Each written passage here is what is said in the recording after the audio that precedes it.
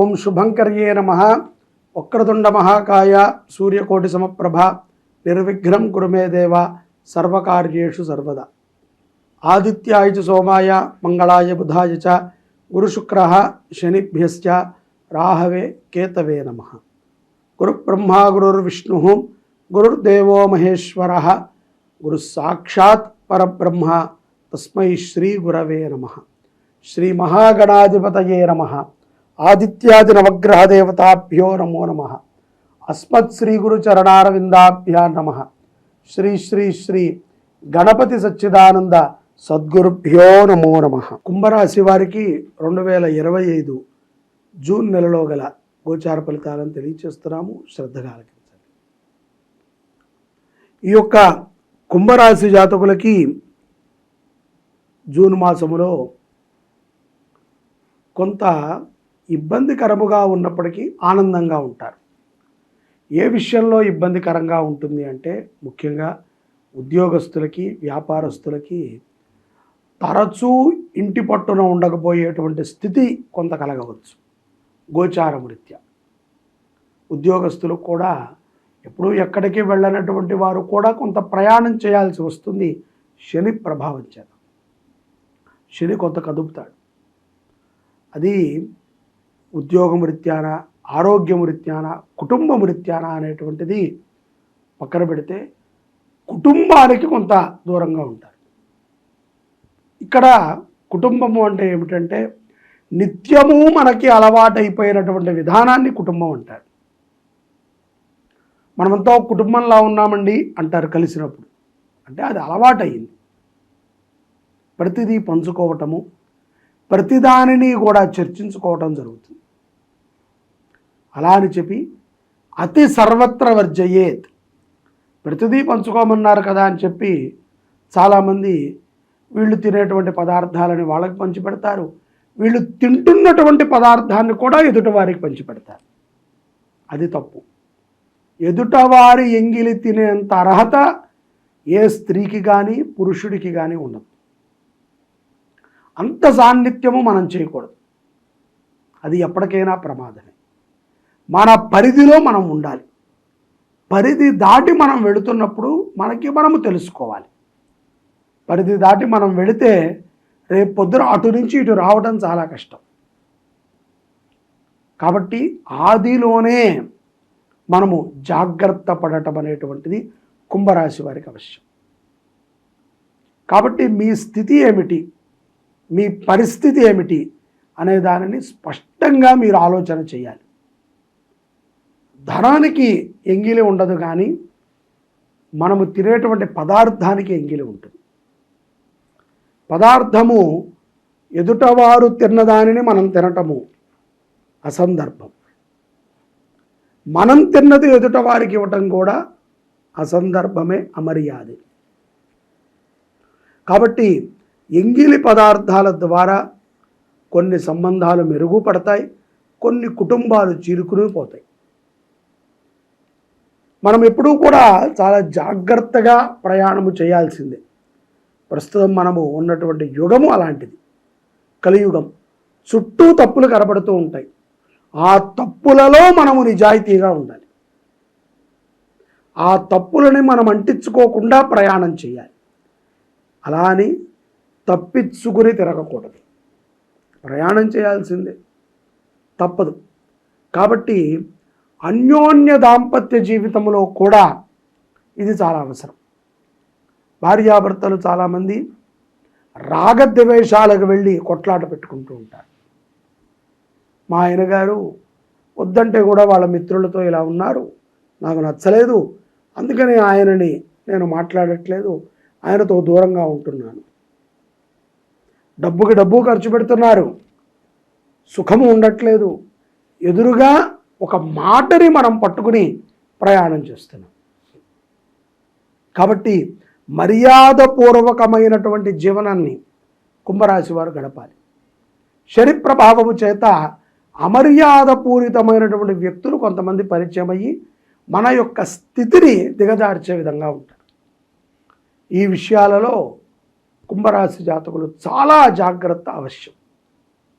ఉద్యోగస్తులైన, వ్యాపారస్తులైన, అవివాహితులైన, వివాహితులైన చాలా జాగ్రత్తగా ఉండాలి.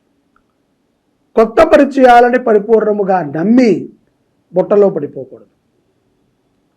ప్రతి వ్యక్తి కూడా మనకి మంచి చేస్తాడు అనే నమ్మటము మన భ్రాంతి.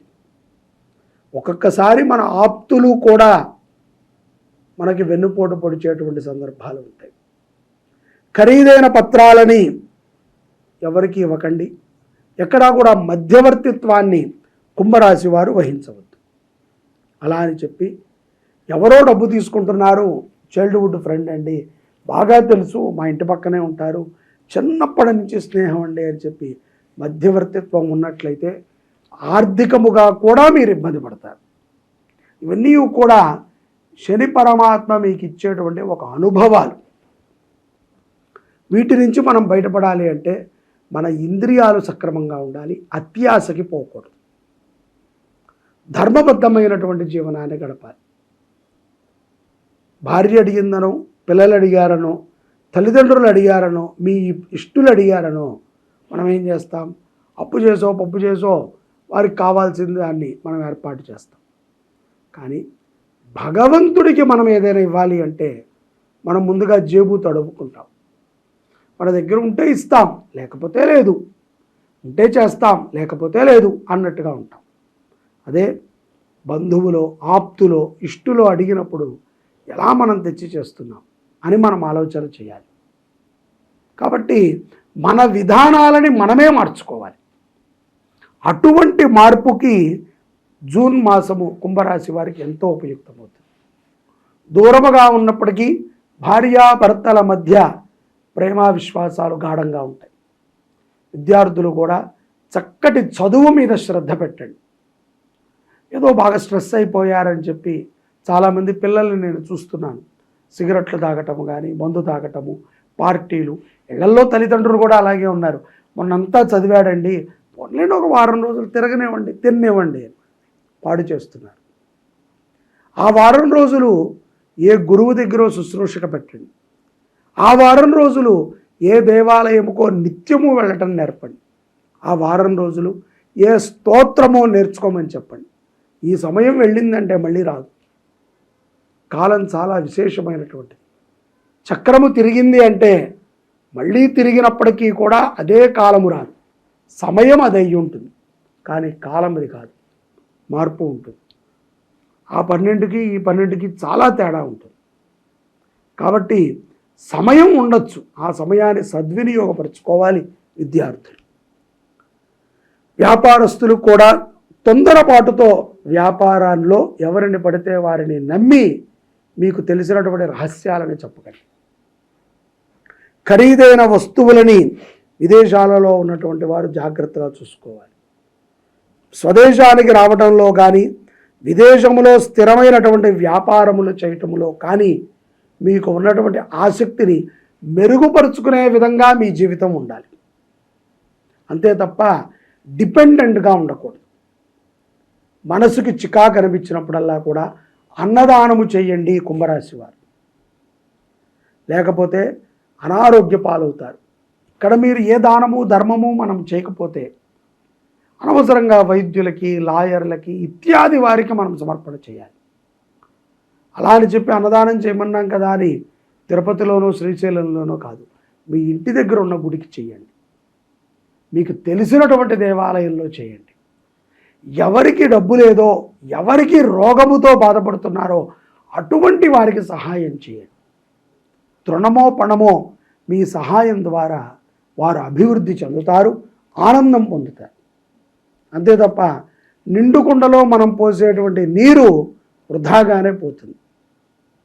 అదే ఏమీ లేనటువంటి గ్లాసులో మనం నీళ్లు పోస్తే ఒక వ్యక్తికి ఉపయోగపడుతుంది, అది వ్యవస్థ అభివృద్ధికి ఉపయోగపడుతుంది. కూతురు విషయంలో కుంభరాశి వారు ఒక మంచి నిర్ణయానికి వస్తారు. పిల్లల్ని కనటామండి, వాళ్ళని చక్కగా చదివించటము, వాళ్ళకి మంచి భవిష్యత్తు ఇవ్వటం వరకే తల్లిదండ్రుల బాధ్యత. ఆ తర్వాత తల్లిదండ్రుల యొక్క బాధ్యత పిల్లలు తీసుకోవాలి.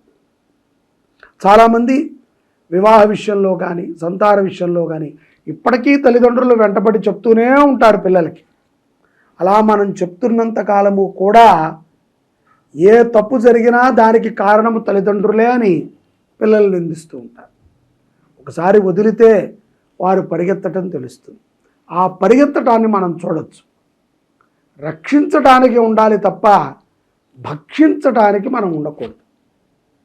కాబట్టి నిదానంగా పిల్లలకి జీవన విధానాన్ని నేర్పండి.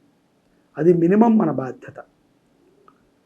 మనము మన పిల్లలకి చక్కటి సంస్కారాన్ని నేర్పినప్పుడే, వాళ్ళు ప్రయోజకులైనప్పుడే మన జీవితము ధన్యమవుతుంది. గ్రహములు కూడా మన ఏమీ చేయలేవు. అంతే తప్ప చెడు వ్యసనాలు, చాలామంది తండ్రితో తల్లులతో కూర్చొని ముందు కొట్టేవాళ్ళు ఉన్నారు, వాళ్ళతో తిరిగే వాళ్ళు ఉన్నారు. అటువంటి సమాజంలో మనం లేం. మనము భారతీయ సమాజంలో ఉన్నాం, సనాతన ధర్మంలో ఉన్నాం. క్షేత్రాలని అభివృద్ధి చేయండి, మీ ఇంటి పక్కన ఉన్నటువంటి గుళ్ళని అభివృద్ధి చేయండి. మీకు ఏదైనా చెడు ఆలోచన కలిగినప్పుడు పరమాత్మ మీద పెట్టి ఆయనకి మనం ఏం చేయగలమో చూడండి. సేవని చేయండి. సేవ ద్వారా ఎంతో లాభాన్ని పొందగలుగుతారు కుంభరాశి జాతకులు. పౌర్ణమి తర్వాత కూడా కొంత గ్రహస్థితి ప్రభావం చేత కొన్ని విషయాల యందు మెలకువలని తెలుసుకుంటారు. అలాగే సంఘములో గౌరవప్రదమైనటువంటి వ్యక్తులని కలుస్తారు. అనారోగ్యముల నుంచి పౌర్ణమి తర్వాత బయటపడతారు. క్షేత్రముల మీద అవగాహనని పెంచుకోండి. ఏదో వెళ్ళామంటే వెళ్ళాము, వచ్చామంటే వచ్చాం కాదు. పుస్తకం బాగా చదవండి. క్షేత్రము యొక్క చరిత్రని బాగా స్పష్టంగా చదువుకోండి. అలాగే కుటుంబంలో పెద్దలకి సహాయ సహకారాలు అందించండి. ఇటువంటి చిన్న పరిహారాలని కుంభరాశి వారు చేసుకుంటే ఎంతో ఆనందంగా ఉంటారు. ఒక ప్రమాదము మీ ప్రాణాలని కాపాడుతుంది. తద్వారా భగవంతుడి మీద నమ్మకం కలుగుతుంది. కోర్టు వ్యవహారాల యందు రాణించగలుగుతారు. కొన్ని అపజయాలు కూడా విజయ సంకేతములను మీకు చూపిస్తూ ఉంటాయి. పౌర్ణమి తరువాత కొన్ని సందర్భాల యందు మీకు తెలిసినటువంటి మెళుకువలని మిత్రులతో పంచుకుంటూ ఉంటారు. ఒక దూరపు బంధువు మిమ్మల్ని ఆకర్షించటము, మీకు సహాయం అందించటము కూడా ఈ పౌర్ణమి తర్వాత జూన్ మాసములో కుంభరాశి వారికి జరుగుతుంది. విద్యార్థులు విద్యపైన శ్రద్ధ పెట్టండి. మీరు చదువుకోవాల్సినటువంటి ఈ యొక్క సత్సమయాన్ని చదువు మీద పెట్టండి. ఆటపాటలతో వృధా చేసుకోవద్దు. ఫోన్ చూసేటువంటి ప్రతి పిల్లలు కూడా ఒక సమయాన్ని పెట్టుకోండి. ఆ సమయం దాటిన తర్వాత దానికి మీరు లొంగొద్దు, దానిని మీరు ఆకర్షించవద్దు. కట్టి పక్కన పెట్టేయడమే. రేపు 10ంటికి చూడాలంటే రేపు 10ంటికి చూడటమే, అంతే. ఒక నియమాన్ని పెట్టుకోండి. అలా నియమాన్ని పెట్టుకోగలిగితే మీ జీవితంలో విద్యార్థులు ఎంతో ఆనందదాయకమైనటువంటి క్షణాలను గడుపుతారు. ఎన్నో గుర్తులు ఉంటాయి. కాబట్టి ఆరోగ్యం పట్ల, సంపద పట్ల శ్రద్ధని పెట్టండి. ముఖ్యంగా వృధా సంపదని ఖర్చు పెట్టకండి. ఇష్టానుసారంగా ఖర్చులు, ఇష్టానుసారంగా తిండ్లు తిని రోగగ్రస్తులు కాకండి. ఈ యొక్క మాసములో, జూన్ మాసములో కుంభరాశి వారు సుబ్రహ్మణ్య ఆరాధన ఎంతగానో ఉపయుక్తమవుతుంది. అన్నదానము ఎంతో గొప్ప ఫలితాన్ని కుంభరాశి వారికి అందిస్తుంది అని నేను భావిస్తున్నాను. జూన్ మాసములో గ్రహస్థితుల యొక్క అనుగ్రహాన్ని కుంభరాశి వారు పొంది ఆనందపరమైనటువంటి జీవనాన్ని అనుభవించాలి అని చెప్పి కోరుతున్నాను. ఓం రజతాచల శృంగాగ్రమధ్యస్థాయే నమో నమః. శ్రీ శుభంకరి దేవాలయము జీర్ణోద్ధరణ దేవాలయం. ఈ దేవాలయంలో గౌరీ సమేత శ్రీరుద్రస్వామి వారు ఉన్నారు. వెనకాల గౌరీ అమ్మవారు, ముందు స్ఫటికలింగం. ఈ గౌరీ అమ్మవారికి గత 5 సంవత్సరాల నుంచి కూడా దివ్యముగా దేవీ నవరాత్రులు, అనేక చండీ పారాయణలు, చండీ హోమాలు, నిత్యము కూడా చండీ పారాయణ కార్యక్రమం జరుగుతుంది. ఈ అమ్మవారికి ఈ యొక్క విశ్వావసు నామ సంవత్సరము దేవీ నవరాత్రులు ప్రథమమైనటువంటి రోజు, మొదటి రోజున స్వర్ణాలంకృత గౌరీ రూపంగా రజత చీరని అమ్మవారికి సమర్పణ చేయాలి భక్తుల సహకారంతో అని మేము అనుకున్నాం. దీనికి 6 కేజీల వెండి ఖర్చు అవుతుంది. అదే కాకుండా 2 మాసాల సమయం కూడా మనకి దానికి పడుతుంది. చాలామందికి ఈ విషయాన్ని మేము చెప్తున్నాము, తోచినంత వెండిని సహకారం అందిస్తున్నారు. 100 గ్రాములు, 150 గ్రాములు, 200 గ్రాములు, పావు కిలో, అరకిలో, కిలో, ఈ రకంగా సహకారం అందిస్తున్నారు. ప్రస్తుతము 1 కేజీన్నర నుంచి 2 కేజీల మధ్యలో వెండి సమకూరింది. ఇంకా 4 కేజీల వెండి అమ్మవారి చీరకి కావాలి. ఈ ఆషాఢ మాసం లోపు అమ్మవారి చీర కోసము మీకు తోచిన విధంగా వెండి సహకారం అందించండి. దానికి మీరు కింద ఉన్నటువంటి నెంబర్ని సంప్రదిస్తే ఎంత, ఏ గ్రాముకు ఎంత అనేటువంటి విషయాలను కూడా మీకు చెప్తారు. మీకు తోచిన విధంగా అమ్మవారికి నిరంతరము అలంకృతమై ఉండేటువంటి ఆ యొక్క వెండి చీరలో మీరు కూడా భాగస్వాములు కండి. మీరు కూడా అమ్మవారిలో ఒక అలంకృతమై ఉంటారు అని నేను భావిస్తూ ఈ అవకాశాన్ని మీకు కల్పిస్తున్నాను. జై శుభంకరి.